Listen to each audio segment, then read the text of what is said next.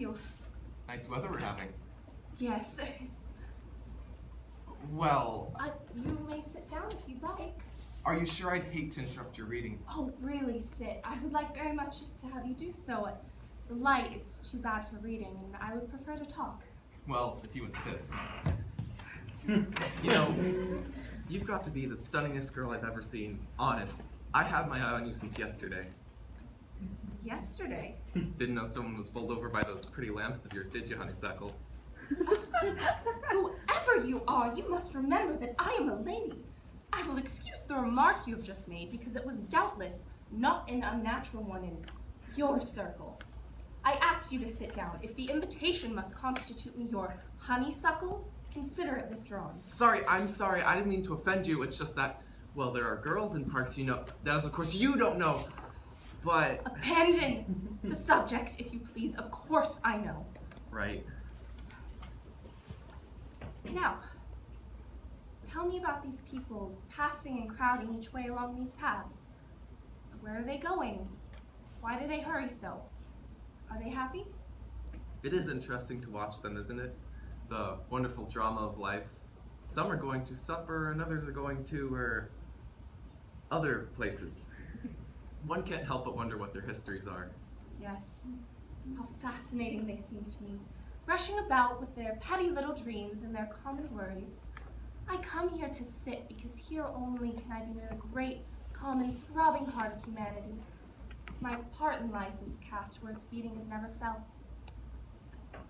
Can you surmise why I spoke to you, Mr. Parkinstacker. And your name? Oh, no, you would have recognized it immediately. It is simply impossible to keep one's name out of the papers these days, or even one's portrait. Oh, this coat and this hat, my maid's of course, are my only protection. They furnish me with an incog. You should have seen the chauffeur staring when he thought I did not see. Candidly, there are 5 or 6 names that belong in the Holy of Holies, and mine, by accident of birth, was one of them. I spoke to you, Mr. Stackenpot. Parkinstacker. Parkinstacker, because I wanted to talk for once to a real man, a natural man, one unspoiled by the despicable gloss of wealth and supposed social superiority. Oh, you have no idea how weary I am of it. Money, money, money, and of the men who surround me, dancing like little marionettes all cut from the same pattern. I am so sick of pleasure, of jewels, of travel, of society, of luxuries of all kinds. I always had the idea that money must be a pretty good thing. Well, competence is to be desired, certainly, but when you have so many millions that... it is the monotony of it all that palls. Drives, dinners, theaters, balls, suppers, balls, dinners, more suppers, more balls, of course, followed by dinners and suppers, with the gilding of superfluous wealth over it all. Sometimes the very tinkle of the ice in my champagne glass nearly drives me mad. You know, I'd like to read up on the customs and habits of the wealthy class. I consider myself to be a bit of a connoisseur on the subject, but I like to have my facts straight. Now, I had formed the opinion that champagne was cooled in the bottle and not by placing ice in the glass.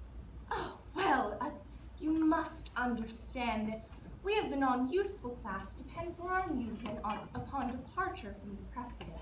Just now it is a fad to put ice in champagne. The idea was originated by a visiting prince of Tartary while dining at the Waldorf. It will soon give way to some other whim. Just as at a dinner party this week on Madison Avenue, a green glove was laid by the plate of each guest to be put on and used while eating olives. These special diversions of the inner circle do not become familiar to the common public, of course. Of course. It's all quite fascinating. I've always wanted to experience, or at least witness firsthand, the rituals of the elite. So we are drawn to that which we do not understand. I guess that's true. For my part, I have always thought that if I were to ever love a man, it would be one of a lowly station. But doubtless the claims of caste and wealth will prove stronger than my inclination. Just now I am besieged by 2 suitors, One is a Grand Duke of a German principality. I think he has or has had a wife somewhere driven mad by his intemperance and cruelty. The other is an English marquis, so cold and mercenary that even I prefer the diabolical nature of the Duke. What is it that impels me to tell you these things, Mr. Parkinstacker? Parkinstacker. Of course. I don't know why you should bare your soul to a common man like me, but you can't know how much I appreciate your confidences. What is your line of business, if you don't mind my asking? A very humble one, but I hope to rise in the world someday. Oh, you have aspirations? Oh yes, there's so much I want to do. Oh, I admire your enthusiasm. I myself can find very little to be enthused about, burdened as I am by the pleasures and diversions of my class.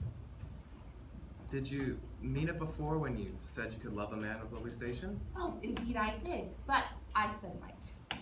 Why only might? Well, there's the Grand Duke and the Marquis to think of, you know. But you've said it yourself, they're so cold. Oh, well, I'm sure you understand that a young lady in my position has certain expectations. You cannot imagine the disappointment it would be to certain members of my family if I were to marry a commoner, as we like to call them. You can simply not imagine the scandal it would cause. All the magazines would remark upon it. I may even be cut off from the family fortune. And yet, no calling could be too humble were the man I loved all that I wished him to be. I work in a restaurant. Not as a waiter. Labor is noble, but personal attendants, you know, valets and... Not as a waiter. I work as a cashier in that restaurant over there. That one. That one there. Yes? Are you sure? Quite sure. But What is it? What's wrong? I'm late for an important engagement. An engagement? Yes. Some sort of ball, or? Yes. Will I see you again? I do not know. Perhaps, but the whim may not seize me again. I must go quickly now. There's a dinner and a box at the play and, the same old round. Perhaps you saw an automobile at the upper corner of the park as you came? One with a white body. And red running gear. Yes, that. I always come in that. Pierre waits for me there. He supposes me to be shopping in the department store across the square. Conceive in the life of the bondage wherein we must even deceive our chauffeurs. Good night. Wait, it's getting dark and the park is full of questionable characters. Can't I at least walk you? Oh, no. No. You will remain on this bench for exactly 10 minutes after I have left.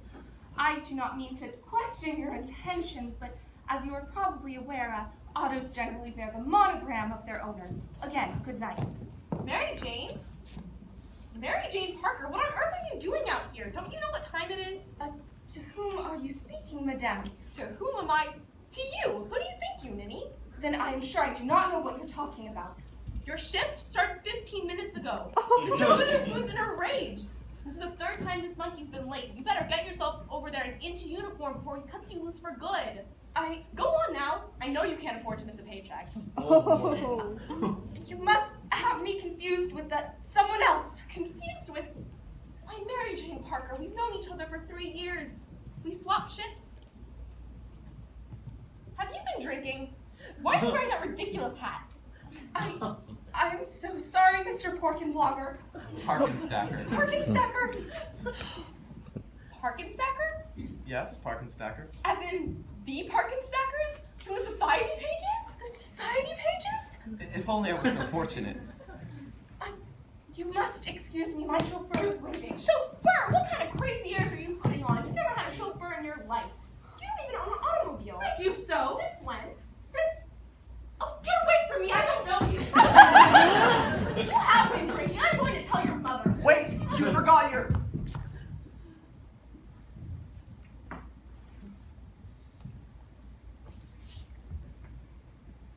Begging your pardon, sir. Yes, Henri. I don't mean to intrude, but your dinner reservation. Shall I cancel? No, I'm coming. Very good, sir. The auto is waiting.